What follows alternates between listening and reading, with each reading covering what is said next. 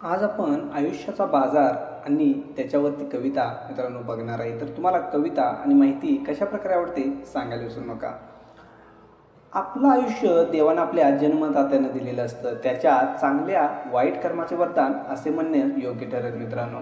कारण जसे आपलं आई वडील तसे त्यांचे संस्कारी मुले घडतात व संस्कार म्हणजेच मित्रांनो कर्म आपले आयुष्य वरदान म्हणावे त्या परमात्म्यानं आपल्या मातापित्याला त्यांच्या कर्मानुसार दिलेलं फळ वरदान म्हणावे। आयुष्याचा एक अर्थ आहे मित्रांनो, मग त्याचा उपयोग आपण कसा करतो त्यावर पुढचे भाग्याचा दरवाजा उघडतो। अखेर खरं कळतं कर्माचं आयुष्य हे नक्की काय आहे ते। मग फुले फळे असं जसे चांगली येतात तसेच आपल्या आई वडिलांच्या पोटी सुद्धा चांगली मुलं जन्माला येतात। कारण पुढे आयुष्यभर आपल्याला साथ देणार म्हणून त्या झाडांची म्हणजेच त्या मुलांची जोपासना आई वडील करतात मित्रांनो। खाण्यासाठी उपयोग नसतो त्यांच्या फांद्या छाटल्या जातात मित्रांनो।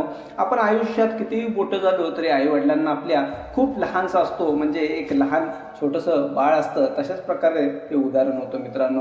त्यांच्या फांद्या छाटल्या जातात आणि कालांतराने बुद्धा सुद्धा कारण जळण्यासाठी उपयोग होतो म्हणून। पण आणखीन लक्षात घेण्याजोगी एक गोष्ट, सागवान लाकूड कधीच कमी किमतीला म्हणजे मित्रांनो जसे सागवानाच्या झाडाची किंमत कमी होत नाही तसंच तुमची सुद्धा आयुष्यात किंमत कमी करून घेऊ नका। त्याचा उपयोग सारा संसार त्यावर उभा राहतो। म्हणजे मित्रांनो जसं चंदनाचं झाड सगळ्या म्हणजे बघा मित्रांनो, चंदनाच्या झाडाला जरी कापलं तरी त्याचा सुगंध दूरवर पसरत जातो, तसंच तुमचं सुद्धा महात्म्य दूरवर असं कीर्ती पोहोचली पाहिजे। म्हणजे मित्रांनो महत्त्व प्राप्त झालं पाहिजे आयुष्याला, कारण त्याचा सुगंध दरवळतो। म्हणजे आयुष्यभर एखाद्याच्या मनामध्ये तुमची चांगल्या प्रकारची उत्तम अशी ख्याती आयुष्यभर राहिली पाहिजे। तसंच आपलं आयुष्य जसं उत्तम मार्गावर घडतं म्हणजे मित्रांनो आपलं वय वाढत जातं तसं आपलं जीवन सुंदर बनते आणि आपल्या आईवडिलांना मिळालेल्या वरदानाचं चीज होतं। यालाच मित्रांनो आयुष्याचं एक वरदान म्हणून स्वीकारावे, पण कायम माता पित्याचं ऋण म्हणून आपलं जीवन ध्यानात ठेवावे।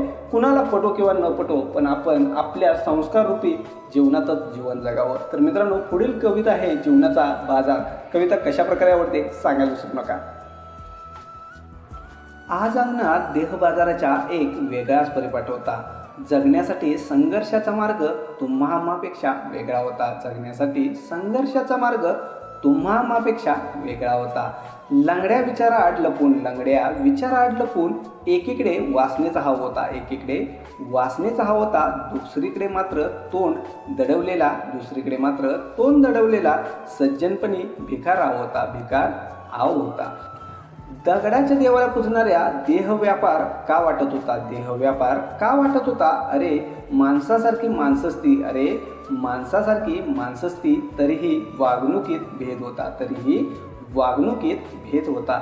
या संस्कृतीच्या भेदरटपणाचा काळीमा कुस्तीच नजरेत होता। समाजाच्या अविचारी मुसक्यांना तो चार भिंतीत का कोंडत होता। कळलं चुकून दुर्बुद्धीने म्हणा देह सरणावरती तडपडत होता। माणसानं माणसासारखं वागावं शेवटी एकच ठाव फोडत होता। तर मित्रांनो अशा प्रकारे कविता होती। कविता कशा प्रकारे आवडली सांगायला विसरू नका।